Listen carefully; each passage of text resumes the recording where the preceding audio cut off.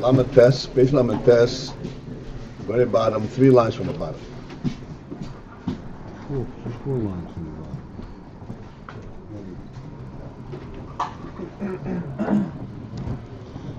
Said you got to the end of the parenthesis. Okay, 4 lines from the bottom. Oh wow. We're effectively, we're learning Ayin, it's called hashpaah gashmis, in contrast to hashpaah ruchnis. Hashpaah ruchnis, like in seichel, that we can readily understand. We experience it, we can see its limits, that it doesn't really create anything. It simply expresses that which is known to the nefesh, and it can be picked up by anyone who can relate to it. As we say, a kop kemis arushin, you can put a head on somebody's shoulder, no matter how hard you try.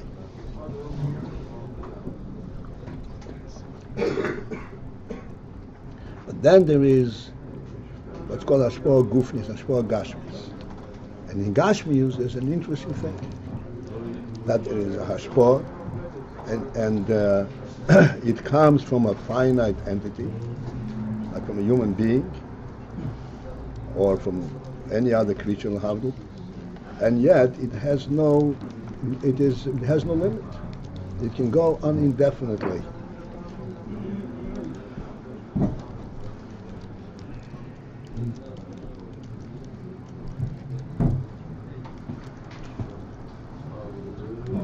This Indian of this bleak gvul that is manifest in the procreation capability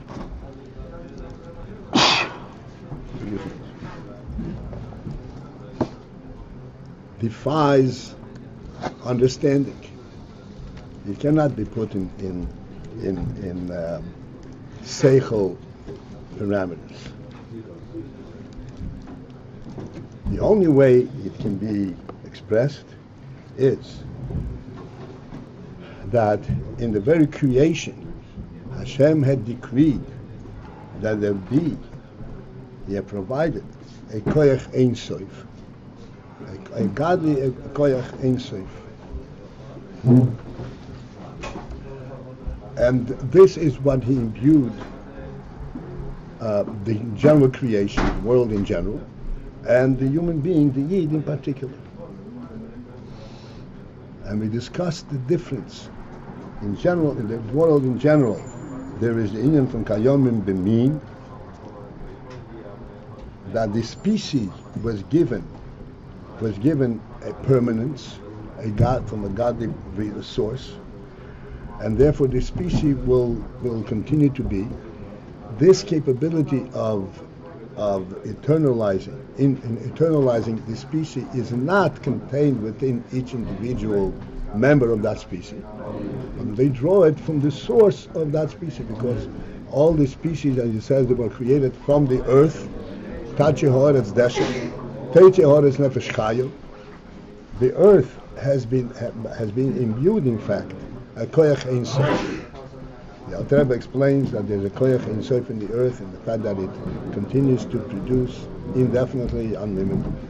And all the creatures, they draw this koyach ein sof from the earth, from the fact that they partake in the produce from the earth and so forth.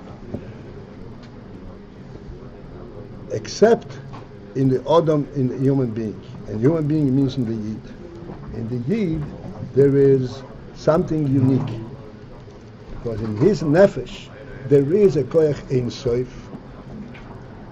There is a godly presence in his nefesh, and his koyach ha'heloda is actually contained within himself. He has an eternity element in his very being.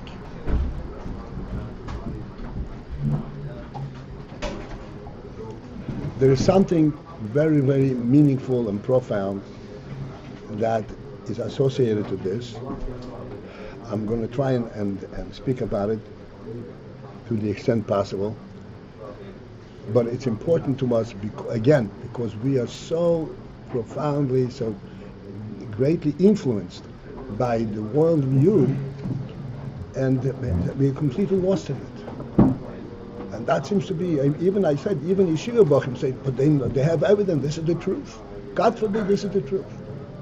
We have to find where is the truth. The way the world looks, the way the scientific world looks at the world, there is not a truth. There is not a reality to any creature. They're all derivative of, and they're all the functionaries, so to speak, of advantage, of personal benefit. The question itself, where does the creature have the idea that he wants to last forever? Where does that idea come from? That question, we're not interested. I mean, really, why do you want us to continue to be? You don't realize that that is also a spiritual real. Why do you want to be? You want your milk, have your milk. You want to have your meat, have your meat. What is the whole concept that you... But leave that alone. The point is that we're all influenced by it. And the reason we're influenced, and the reason this lends itself to acceptance, so to speak, rational acceptance, is because the fact is that everything is very finite in itself. Therefore, everything is dependent on something else. This something else is what gives it support. And then when it exceeds that support, it goes to the next stage and to the next stage. This is what's called cause and effect, Ilu v'Yolu, and that it goes indefinitely.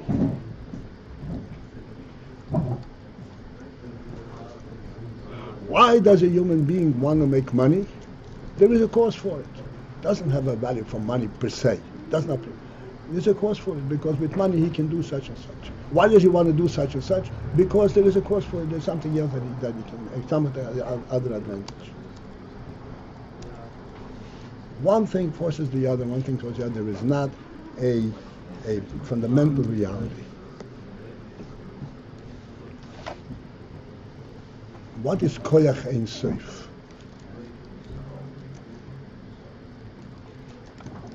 Koyach ein sof. And the other expression is bli gvul. What does bli gvul mean? I think bli gvul lends itself to understand it even better than koyach ein sof. Bli gvul means it has no boundary.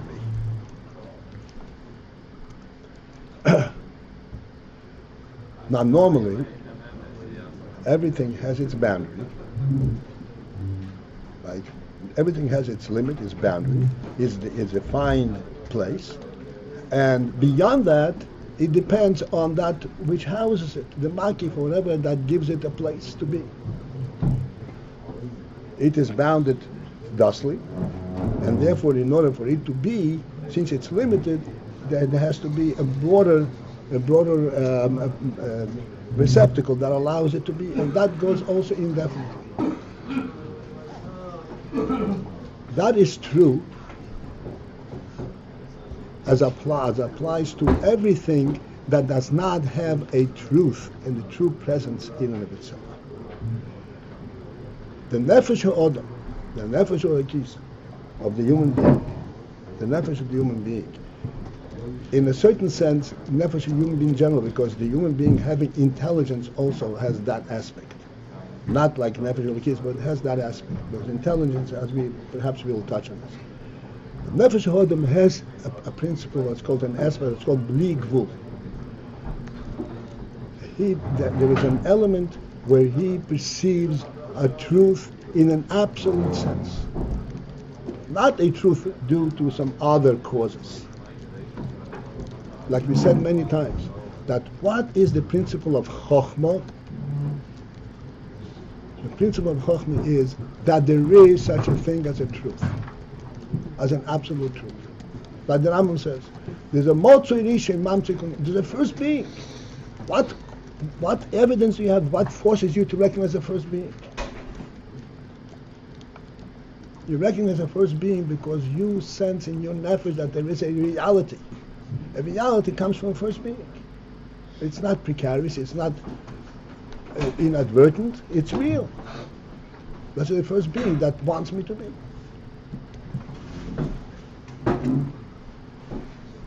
This first being, this truth, permeates the entire existence. This is why we say, please understand this, a tree grows. Yes, there is a natural process and all that. A tree grows because Hashem said grow. Produce fruit. There's a godly command in this.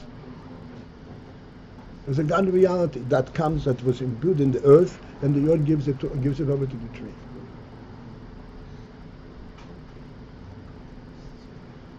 This is true regarding all creatures. There is Chayomim Beis, Kayomim Mi, and then Kayomim Yish. The human being, as we mentioned many, many times, the human being was created in a manner totally different than everything else.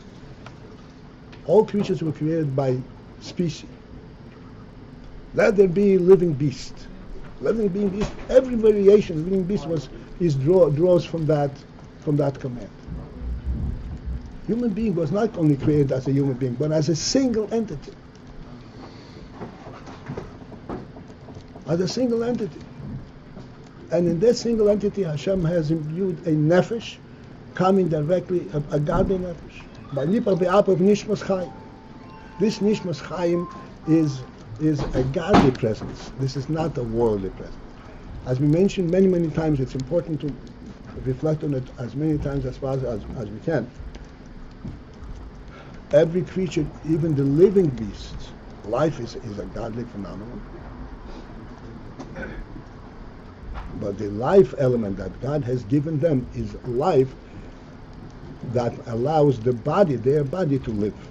It's life that has descended to the level of the body, physical level. All it is that it gives life to the physical entity, that gives it resilience and is able to act within the physical world. To the extent that the body can be hurt, and then it can heal. Because there's a life element in the body. The human being, his creation method was totally different. It was not created as a living body. It was created as a body that has no life in it at all.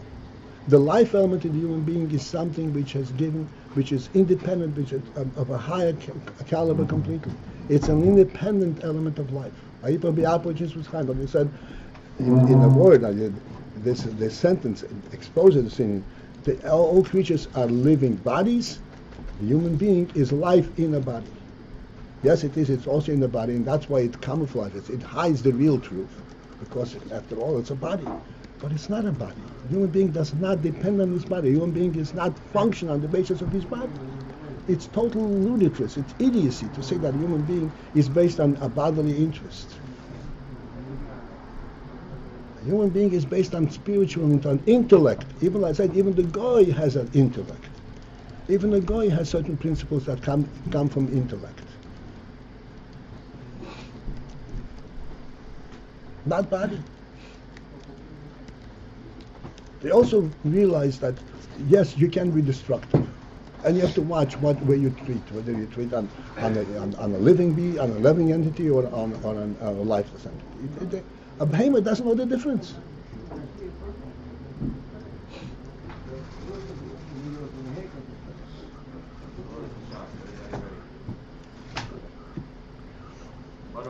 This is called gvul. Gvul means it is there as a godly truth, not dependent on true in and of itself, not a result, not a reaction to surrounding, to any circumstance. Das meint gvul, das meint Ein Sof. In the human being, there is an element that's called Ein Sof. His nefesh is Ein Sof. This Indian, Nefesh Ein Sof pertains really to a Yid exclusively. But the Indian from gvul, that they have a sense of reality of right and wrong, is true even by the Goy.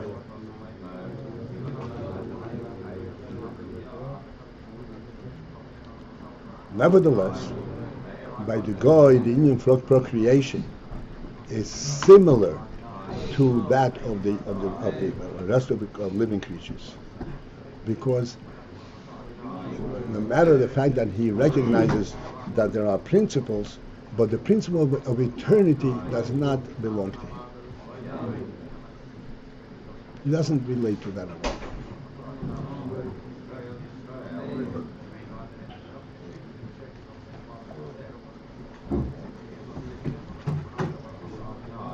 As I mentioned the other day, with all the intelligence in the world,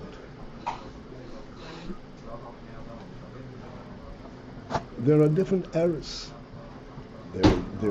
There were the feudal system, there were this system. Every system creates a new human being, as far as the human rationale is concerned, except by the Yid.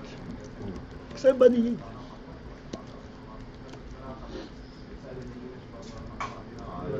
This is why the Goyim call Yidden, but here goes Abraham, this goes Abraham, this goes Israel. Because there is no difference. He is representing Abraham Avinu. The curse word, how about this Abraham?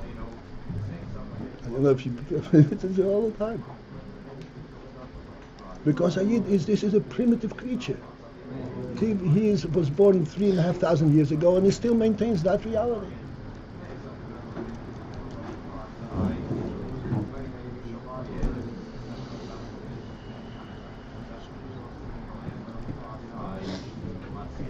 This means eternity. This means Ein Sof, gvul. There is no rationale, there is no worldly rationale for a Yidden to maintain his way of life. There is not. Take a look of how in the recently you have to go very far. You have to go very far. Recent history was perhaps the most tragic of all, but the similar and less of it, this pursued us throughout our history, and it didn't make a dent in our resolve. Because it's real. Go tell a human being, become an animal. Tell a human being, become an animal and I'll give you all your pleasures. Is it possible? For a Yid to become lahavdil, to give up Yiddishkeit, is like lahavdil for a human being become an animal. And even more. This is what maintains us. How is it possible that we see that Yid did go away? What? A human being can become an animal. How is it possible that Yid did go away? Yidden did not go away. Yidden did not go away. They lost the resolve, they lost the strength to fight, but did not go away. What's the difference? The difference is that just like a human being also, he can live like an animal. He pointed out, a human being can lie in the garden in his dirt. But he still remains a human being. And he's suffering deep down internally for not living at the human level, but he doesn't have the courage to get up.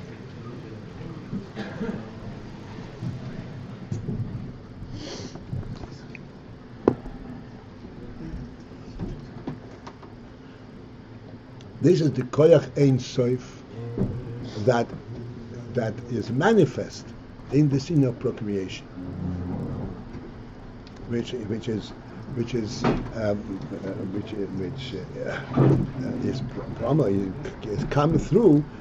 come through the hashpaah gashmis, the hashpaah ruchnis. Now, no matter how profound your emunah is, and you explain it, you will not be mashpia the indefiniely. But the hashpaah gashmis gives over the essence, the real essence.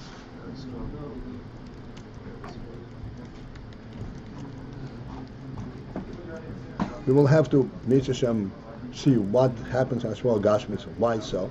But that is the fact. Hashpaah gashmis, there is this element of gvul that is transferred.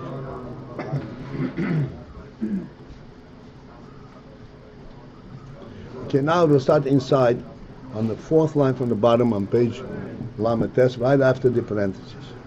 Hare, thus we see the hashpaah ruchnis ikecha seichel, the hashpaah ruchnis of koyach haseichel, he hashpaah mugbeles. He hashpaah mugbeles in finite hashpaah. Now that we have given definition to the word gvul, we can understand that hashpaah mugbeles. Hashpaah mugbeles means, how do you give over a seichel? You have to create boundaries. You have to put it in context. You can't give over a concept without a context. It's like hashpaah mugbeles. You can't say, "Oh, this is true." That doesn't give anything. You have to put it in context, and in other words, no matter how much you give the seichel, there is what we call what we identified before, the levushe hahaskol, the garment with which you are giving over the haskol.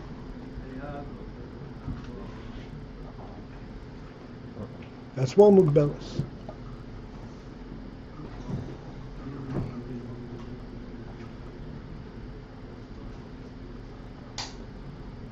There's much to be said on every word, but I think that we already have the idea. We can elaborate further, but we have the idea of what we are talking about. The hashpaah gashmis, but the hashpaah gashmis, the lehele bedoima, to give birth bedoima in his liking, who keach bli gvul. This is a koyach bli gvul.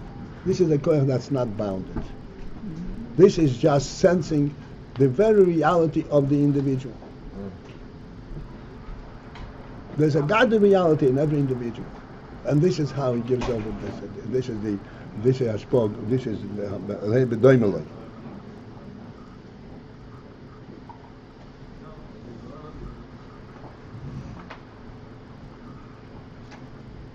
The emphasis over here, if I may, lehele bedoima. Lehele bedoima has a very special implication. If the heiloda is merely a species type of heiloda, then it does not necessarily have to be bedoima. It gives birth to something. Lehele bedoima means that it comes from the essence of the one who is moilid. It's not just a godly creation. It is a godliness that within that is represented in this particular individual, and this is what creates it. That's why it's bedoima. This is koyach bli gvul. This is a koyach without a boundary.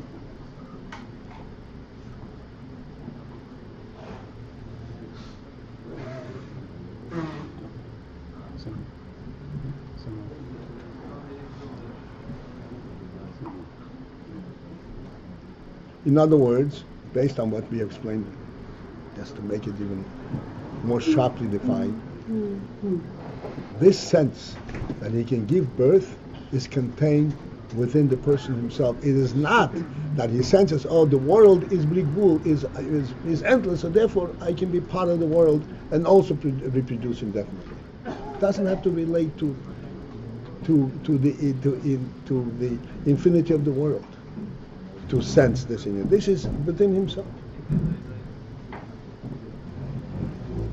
The whole inyan hahilodo. This is in parenthesis now.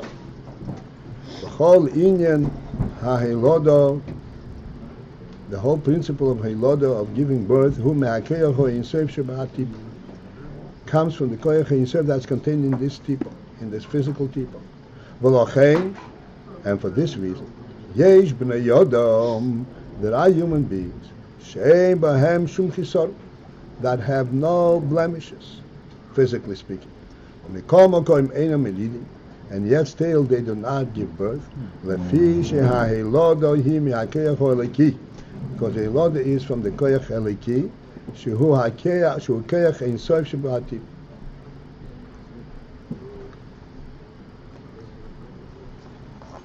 So this is a koyach eliki. This is not a physical thing, and this is why physically he can be perfectly healthy, and he's not able to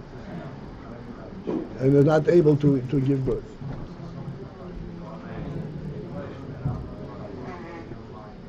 I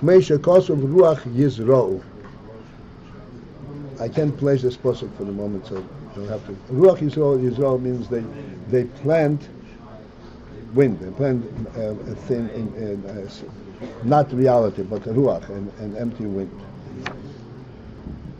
Ukmoy Avram. It's not in other words, saying that it's not a chesaron, but isn't it?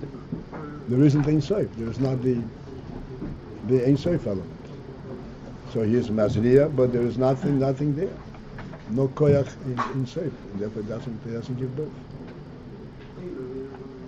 That itself is a chesaron, no? No, physically has no chesaron. This koyach, this is not the physicality. This is what's imbued from him, the godly presence. That's not his son in the human being. A kohen can do avodah mizamigdash. It's not a blemish. If he has a physical blemish, he can do avodah mizamigdash. Except for the kohen gadol, it's not something else. May Abraham einay meilid, Abraham meilid.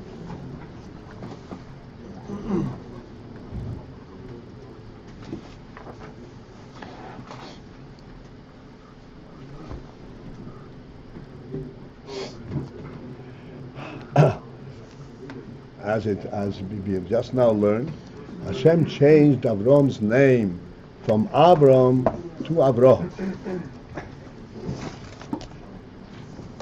And Rashi over there explains that the fact that you, Avram, see that you are not having a child, you're not going to have children, this is the way it is destined to be in Avram. Avram does not have the koyach ha'elod. But Avraham does have the koyach ha'elod.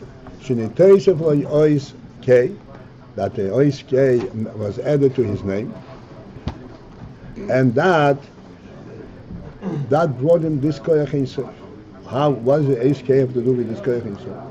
V'yodua, it is known shezehu b'chinas bina, that this ois K represents Bechinas Bina, the Bina element. They say Yud K, the K is the Bina. And his galus, Atik Bebina, his galus of Atik. Atik, this is higher than the Koichas HaNefesh, chochmah Bina. This is in the Keser. And this Keser, galus Atik, is Bebina. Where does Atik reveal itself? In the Bina. It's interesting thing in him. His galus atik is bebino, not in chochmah. Perhaps someday we'll have a chance to discuss it. B'sheirish ha'eilodahu mibchinas atik, and the heiloda, the root in heiloda is in atik element. Ein soif, the pnimis hakeser, the ein soif that is contained within the pnimis hakeser. And this is why Avraham Moiled means that because he had got the Bino element, and Bino is Galus Atik is in Bino.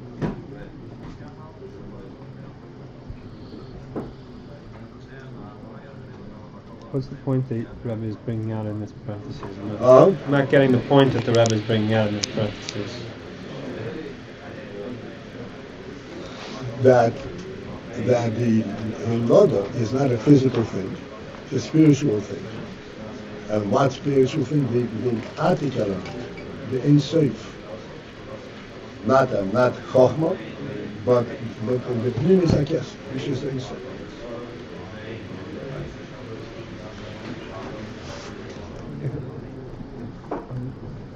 Maybe it's an outside question, but if it's an Ein Sof, how can it be lacking?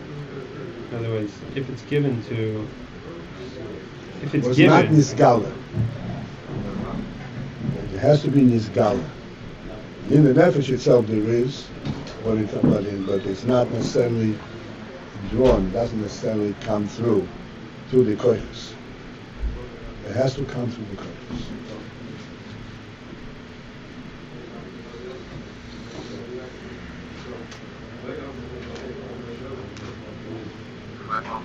This is what we spoke about yesterday, the beetle element in Katie. Yes. I'm sorry, I didn't know if you hear me. Yeah, I'll wait till you finish. No. Okay, go ahead. Not that we know that you hear me and I hear you, therefore we can continue. Go ahead. So when the Rebbe gives a bracha to someone who has not had children, nothing changes physically. Right. This is a spiritual opening up of something. That's right. There's a hamshacha from pnimis into koiches.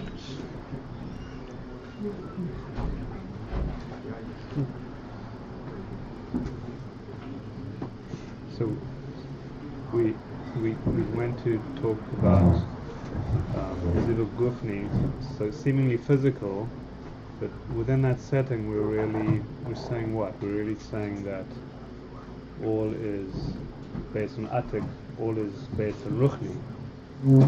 Yes, but the pnimis of atik comes through in the physical hashpaah, not in the ruchni hashpaah.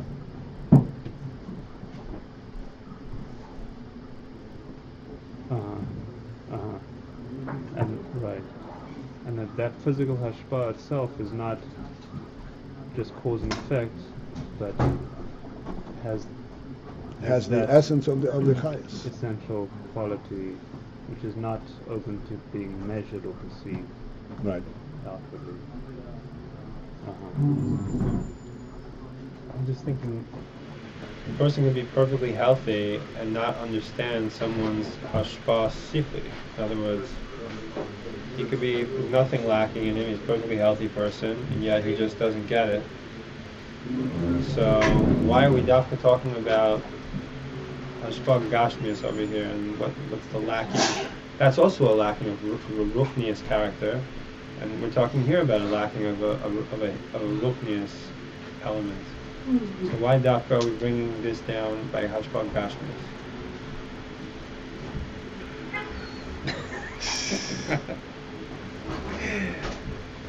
Because I'm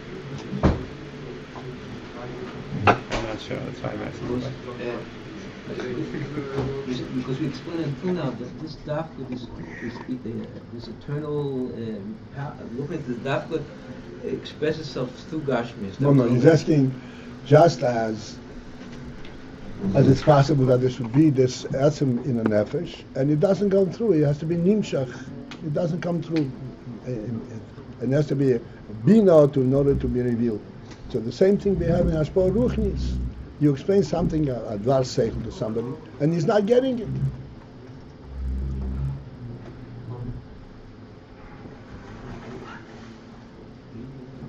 So, is I explaining a seichel also in bli gvul, that he doesn't get it because it is he's lacking a gvul bli gvul. So we explained many times that the seichel is a ruchnis ekiyim. Everyone understand this as koyach ha-nefesh. Koyach ha-nefesh means that it is essentially a certain ruchnistic sensitivity. Like it makes sense. Makes sense.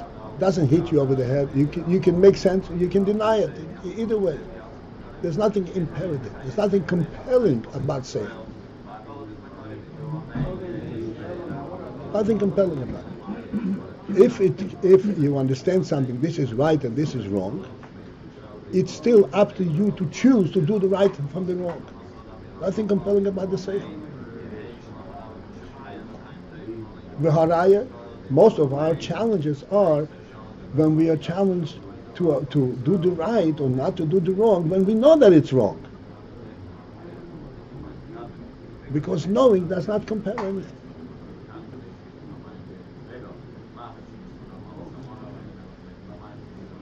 What ultimately is that which enables us to really understand? It is what's called the rotzon.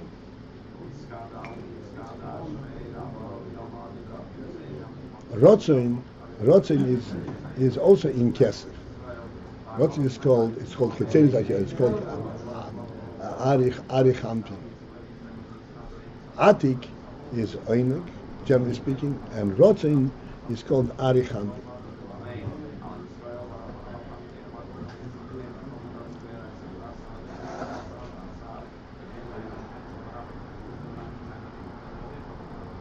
It's very difficult to identify rotzon in words because in fact it is not a seichel dikiyinyan, but since we're all living human beings, therefore we all know what rotzon is and we can just point to our own experience.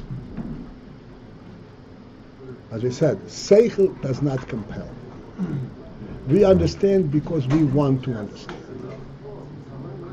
And again, we have to put that clarity. Not that we understand it this way because we want to understand it this way. Seichel is objective. Seichel is is revealing a truth. But the fact that we understand truth is something which is dependent on our willingness to understand.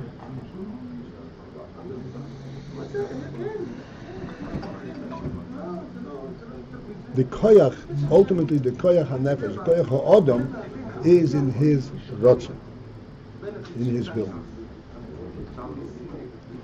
The will, this was called ketzones hakesel. The will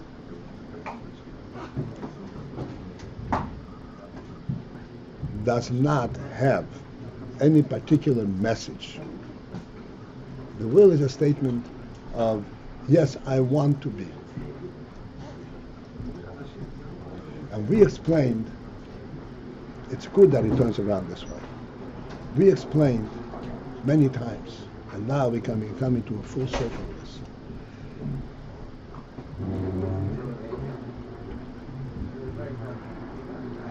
In the world, they say that everything wants to secure its existence, wants to secure its existence. And we asked a question right before, and everybody understood why. What's behind this will? Where does he get that spiritual want that he should continue to be? There is no explanation for it. There is no such thing. There's no basis for it. On his own, he gets his spirit to want to be. Why? There's a similar expression in Chassidus, in chochmah Yisrael. And it seems a similar expression that many people are quoting that expression. Oh, that's the same thing that this idiot said. It's not. It's not the same thing at all. The expression is called dover reitze b'kiyumoy. Everything wants to maintain, to continue in its existence. And we explained that that the point of it is not called dover reitze lihiskayim. Everything wants to be. There's no reason to be. Reitze b'kiyumoy means that in everything Hashem, everything exists because there is a godly command. It should be what it is. That's a bedoimel. It should be what it is. This, it should be what it is really a godly revelation, a godly spirit. And everything wants to be what it is because through this, what it is, this is where it relates and it senses the godly presence in its own existence. This is why it wants to be. This is the source of rotzon. This is meaning rotzon. I want to be, not I want to be. That's shtusim v'avolim. I want to be what I am because in my this want there's an infinite godly presence. There's a godly reality. And and all the koiches, hanefesh, are dependent on this want. I said there's nothing is compelling. This is why they resort. They say seichel is not compelling. Oh, when I'm hungry, that's compelling.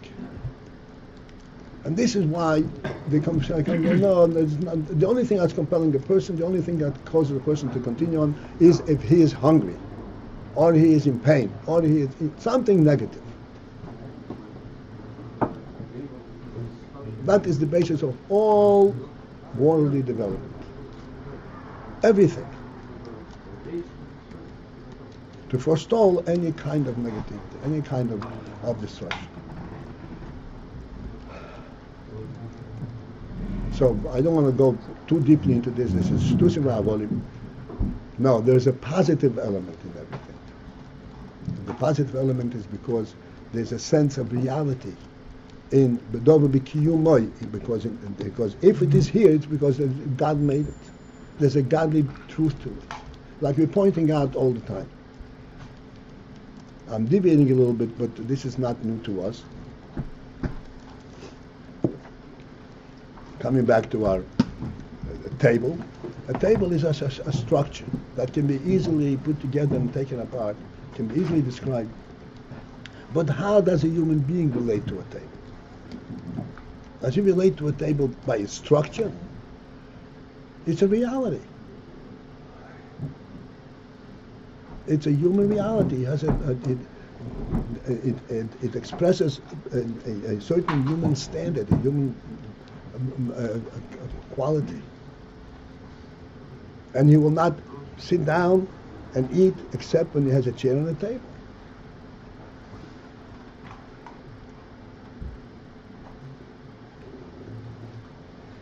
So this little table, as structured and as simple it is actually representative of a human spirit. This is where its root is.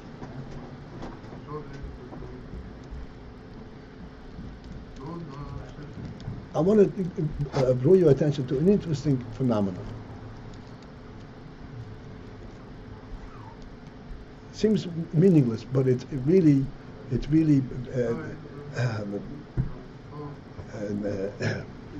manifests a certain thing. You walk down the street and you see a broken branch. A broken branch. Oh, a broken branch. It's a tree. The branch fell off. You walk down the street and you see a table, broken table. You say, whoa. You know, it kind of hurts. It's ugly. Why is it more ugly than a broken branch? Because there's a spirit in this. How can this spirit be lying there in such shambles?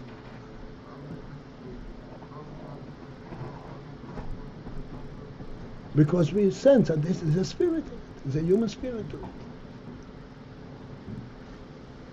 This is what all human vessels that represent the human function, represent the human royalty, the human intellect, carry that spirit. And we have a sense of it and we respect it. Yeah. So the answer to the question that he really is lacking, when he doesn't understand seichel, it's because he's lacking that sensitivity that the rotzon is missing, which he really has control. Within his domain, so to speak.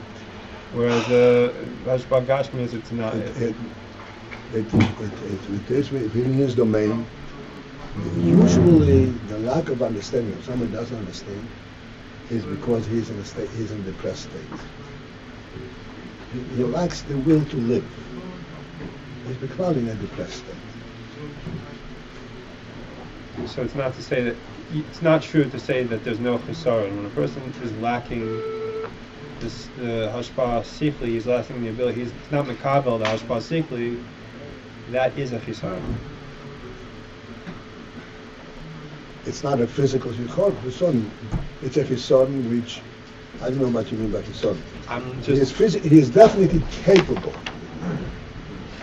of understanding. Like we said, if you see a man in the gutter, he is still a human being. Ultimately, he is capable to be restored to a human stature. Here he says, "She'ein bahem shum pitzar." That's That's the Lord. Hold on. Can you say the same thing about hashpaah? No. You can't, because Because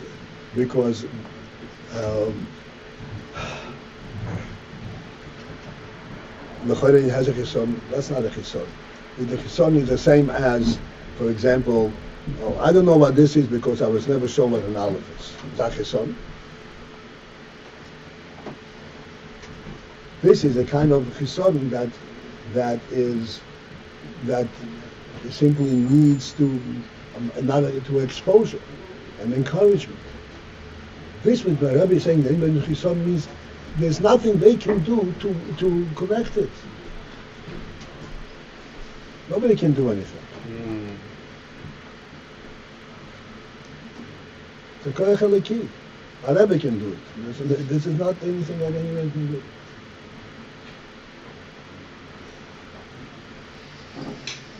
So, what about in the initial line of thought? What happens if something lacking within, let's say, the organic structure of the brain, so a person can understand something, or wills also? Of course, it's possibility, and a person can has a physical blemish. Something. You're not talking about that. You're saying if he has no physical blemish. Okay, fine. Of course, if he has a physical blemish, there's all kinds of different things. Like Roman Islam, there's all kinds of. Okay.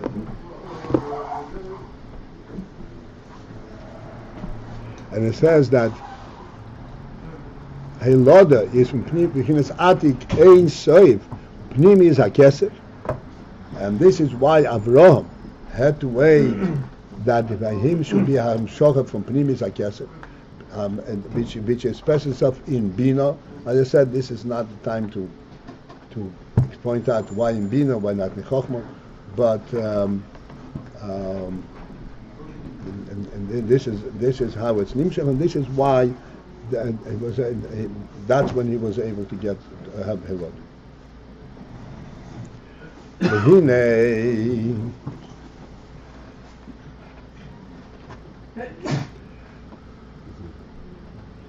yesh oid hefresh bebeis hashpaah hanal. There's another difference between these two hashpaahs, hashpaah ruchnis and hashpaah gufnis.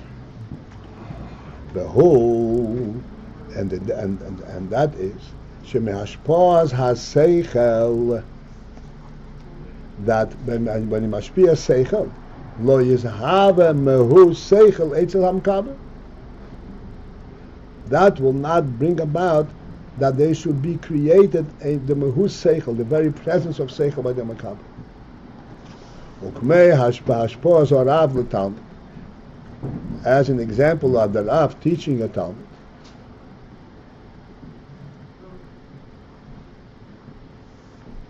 Now, I always point out the expression hashpaah. Why say hashpaah, not limud? Hashpaah or Rav l'talmid has a very special implication. It's a very special relationship. Why does it have to be a Rav? Why can't it be a tape recorder? Right? The professor, so bloop, bloop, bloop, bloop. What's hashpaah? What's meant hashpaah? Hashpaah is a Rav l'talmid.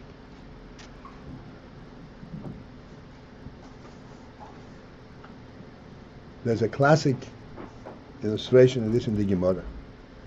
The Gemara says, Rabbeinu HaKodesh, Rabbi Yehuda HaNasi said, the fact that I'm more sharp and I'm smarter, I'm above my colleagues, is because I was able to see Reb Meir when he said the shir. Reb Meir was the Rosh Hashiva. I was able to see Reb Meir physically when he said the shir, and I saw him me'achurav. I was behind him. I was not even one of the greatest Talmidim who sat in front of him. I was sitting behind him. I was able to see Remeir Me'achurov, and this is why I have an advantage over my Chaver. What is in this seeing of the Rav? We discussed it many, many times in the Shabbat. What is in the seeing of the Rav? So we have to understand this about hashpaah. The seichel that the Rav is mashpia is not a seichel that he had stored away in his memory. So they applied to his memory, and he draws it to his memory. Oh, I know the answer to this question. There's an interesting halacha also, that a Rav, when a shaila comes to a Rav, no matter what the shaila is, shaila on a chicken, or shaila on a more serious shaila of neither, whatever it is, he cannot paskin the shaila on the basis that just an hour ago I had a similar shaila. And that shaila was very good. Paskin, and I paskin on the basis of that shaila. He cannot, he's not allowed to do that.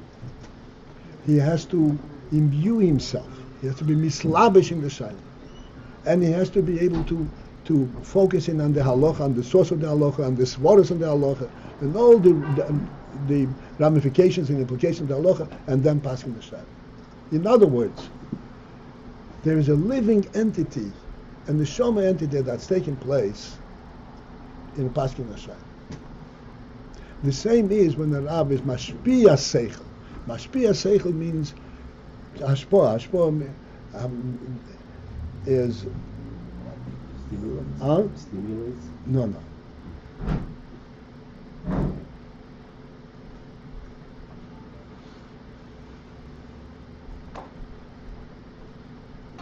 I can only define it in contrast.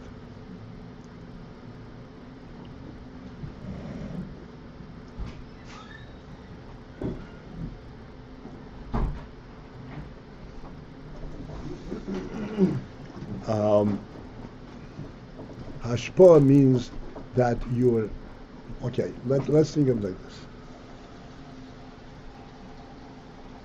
this. Somebody who is independently wealthy, a multimillionaire, and they come to him for a tzedakah, for help, and he takes out $1 and gives it you. So it's a hashpaah. He gave you $1. This $1 he gave you, depends what the situation. Generally speaking, this $1, as he gives it to you without any concern for the $1, he gave it to you. He gave you the $1 because he had the $1, not because. In other words, it was an inadvertent gift. It's not something that came from his gut and from his nefesh. You're asking here to take it. I always explain the difference between hashpaah, an intentional hashpaah, and unintentional. This is unintentional. He's not involved in it. He's not giving you of what he is. Let's say you have a candle burning, and you put another candle next to the fire, and the other candle is kindled. It lights up. So there too, nothing is missing from in the fire from the original candle. You're not taking anything away, but you are getting of its essence. You're getting of its essence. It was kindled because this is fire and you got fire. This is hashpaah. Hashpaah is a seichel. The Rav, the Talmud, is not that the Rav is telling you what he had seen or what he knows, what he learned. He's telling you what he currently experiences in his seichel. It's a living thing. This is Pshat Arishal Meir. When I saw the Meir, which means I did not just see the source of these words. I saw the life behind it.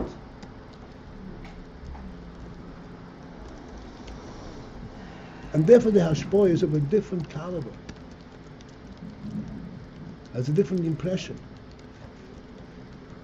Like we learned in the previous page. In every seichel there is that which is mislabish bilvushe haskol, and that which is beyond mislabish. This is the etzem seichel. Seeing the Rav exposes you or connects you to the etzem haseichel of the Rav. Not that it's given to you, but you see it alive. You see it in front of you. You see that these misholim and these levushei haskol are coming from something real, something living. It has a completely different impression, and it arouses in the Talmud a completely different reality. That the seichel that he gets is not just substantiated because it's logical, but because it's real seichel. I would say it makes sense to him personally. This is hashpaah zarah. So we say that even though there is hashpaah, I said it's called hashpaah, not that he's teaching him, but he's mashpia seichel, and yet lo yizhave mehu seichel etzel hamkabel. That from that hashpaah will not come to be made mehu seichel, the actual presence of seichel by the makabel. Ukmei v'hashpaah zorav l'talmid, as in the example of the rabbi mashpia to the talmid. Im hamakabel hu bar seichel be'atzmoi, if the makabel is a bar seichel on his own.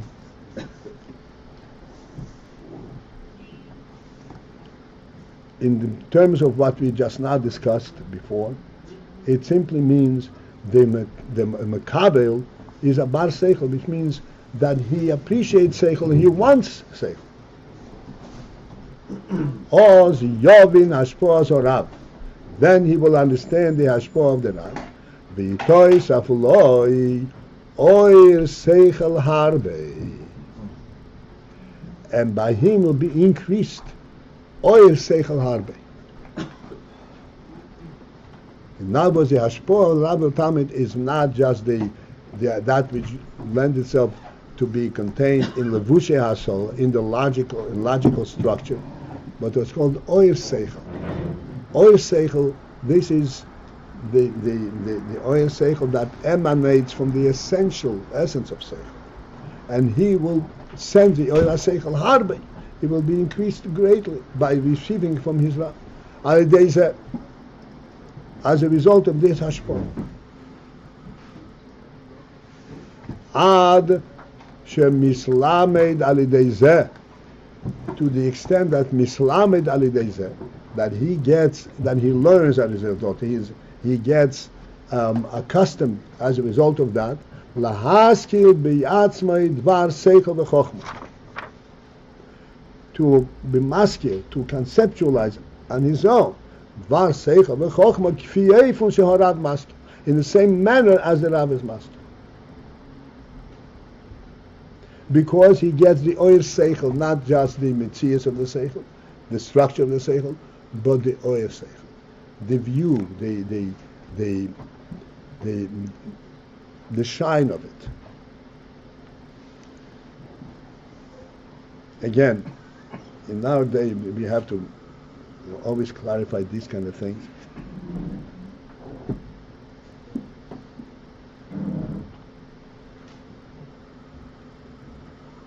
Like we said before, you can give a seichel, it can be very obvious and very compelling, and he doesn't understand, because he doesn't sense the oir, doesn't say the life element behind it. Oir seichel harbe,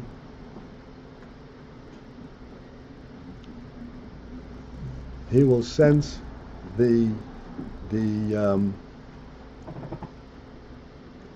even though it's sichli, it's not nefesh, but the sichli itself has oir.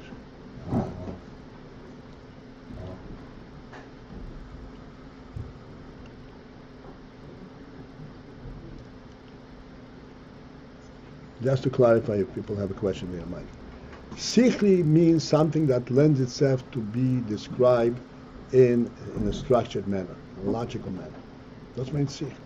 Not when mislabish b'levushei hasol, it can be grasped and known. That's my tzich. But at the same time, the sichli is based and is carrying a nefesh spirit behind it, like we say all the time. 1 and 1 is 2. That's totally Levushi Asog, 1 and 1 and 2. I can show it to you. I don't have to prove Yapi Seichel. I should show it. Here's 1 and 1. Count them over, it is 2.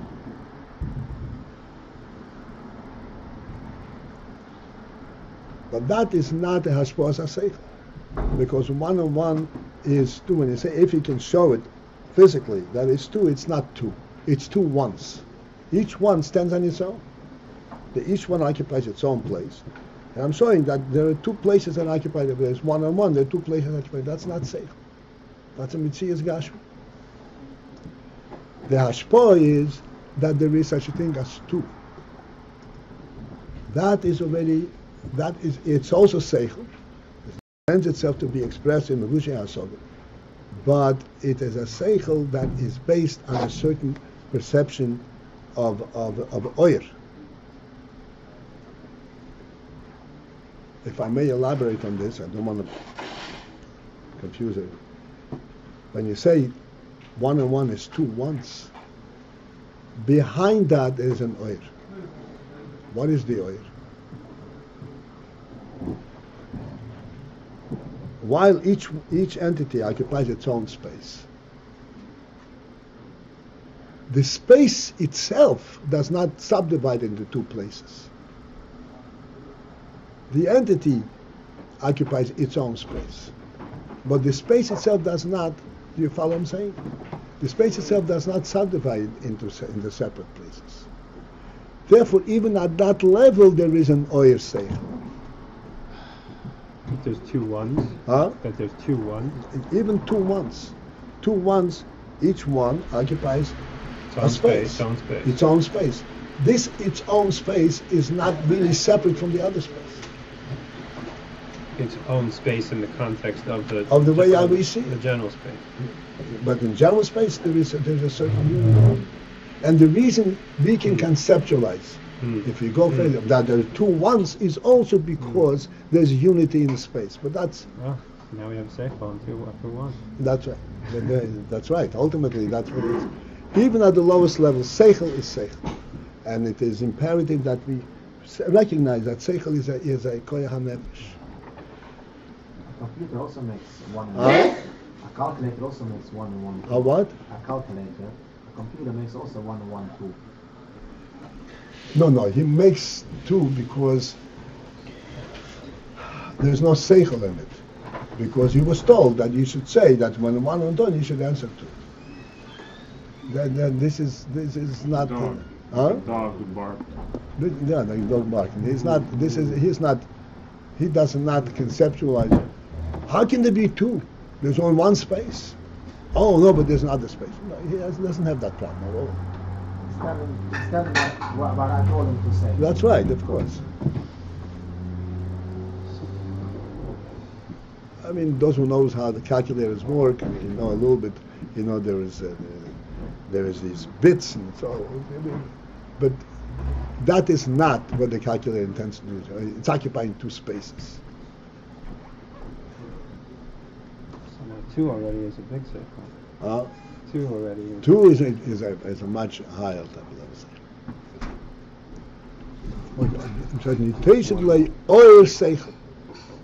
This means oyer. To recognize that in order that there be 2 spaces, there has to be a greater space that can accommodate 2 spaces. That is seichel. That relates a person to a completely different reality. I don't understand what you mean by spaces. You just said space doesn't subdivide. Huh? You just said space doesn't subdivide, and then now you're saying differently. You answered the question. Why are you asking me? I'm talking to you. Is it seichel or not seichel?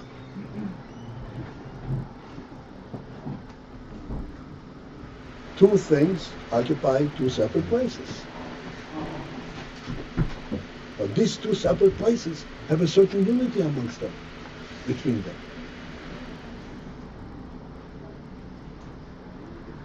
Look, This and this, they occupy two separate places, right? They are two separate divided places.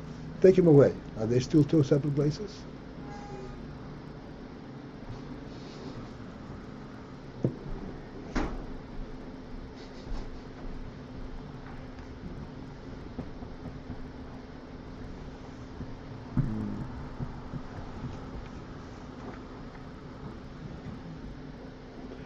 Okay, with all that seichel, with all that hashpaah, you do not create seichel by the Talmud. If he is a bar seichel, and he pays attention, and he wants to understand, then he is able to get oil seichel. If he really he is looking for the oil seichel. This is something which I just want to interject as we're talking.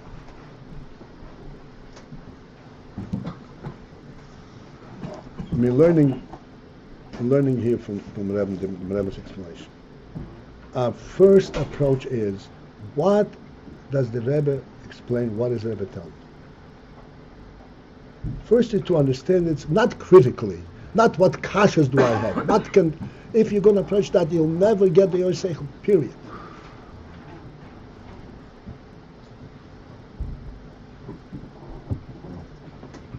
What is being given? What am I being told? Try to understand it as best you can. Bring out your seichel to understand it. Generally speaking, if you get to understand it, 99% of the kashas dissipate to begin with. And if you still have questions, you can answer themselves. The question actually elicits a deeper insight. It's not a question that stops you from understanding. But to approach it melachatchila in an analytical way, do I agree with what you're saying or not? Forget it. Then you're not a Talmud that's receiving hashpaah from Rav. This is what you originally started to explain or seichel over here. Yeah. You went into the whole thing about the ones and two ones. Yeah. But I still don't. What were you trying to emphasize? Or seichel? Yeah. One is when you take the oil seichel. The only way that he will sense the oil seichel if he's actually trying to see what is the Rav trying to tell him. Not how do I take what he's saying. Like we said, Rebbe learned from seeing Rebbe, not from the words of Rebbe. He doesn't have to see him. He can hear him over the telephone. Or seichel is like the environment in which it's coming from, Or seichel view in which it's coming from.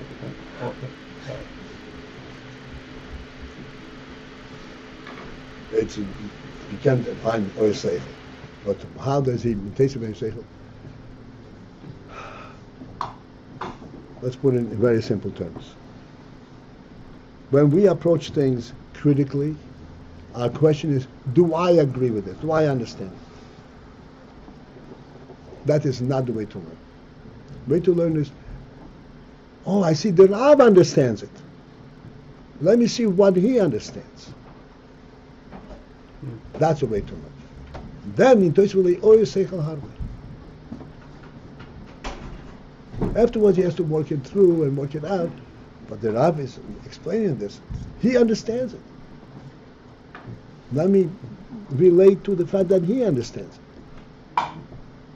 And this is what hashpaah. Because the Rav gives you not what he knows, he gives you what he actually understands, what he actually experiences in seichel. Then it is seichel harbe.